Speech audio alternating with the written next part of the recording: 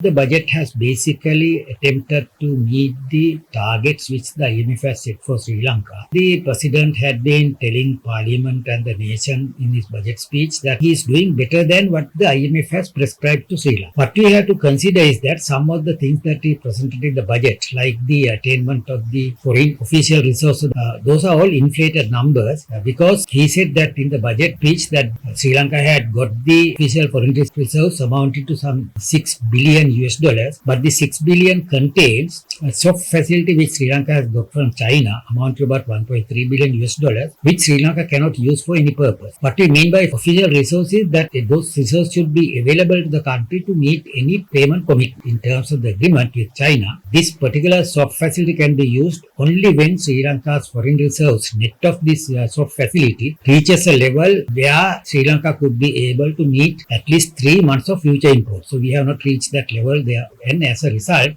inclusion of this yuan facility in the official reserves is an inflated number. So if you take it out from the present level of foreign reserves, it actually amounts to about 4.7 billion. But what matters is not the gross reserve, the net reserves of the central bank. The net reserves of the central bank is we have to deduct from even the 4.7 billion the foreign liabilities which central bank is having, which is about say 2.8 billion US dollars. So when we take this out, the net foreign reserves as at the end of September had been about 1.9 billion US dollars, which is not sufficient for Sri Lanka to meet any future emergencies relating to foreign payment. Sri Lanka's basic issue today is the saving by the government. That is, Sri Lanka's consumption expenditure is much more than the revenue of the government. As a result, Sri Lanka should pursue to get a surplus in the revenue account. But what matters for Sri Lanka is to boost Sri Lanka's economy, and therefore we will have to have a concrete plan to develop the real economy of the country. But I don't see that the present budget presented by President Derana has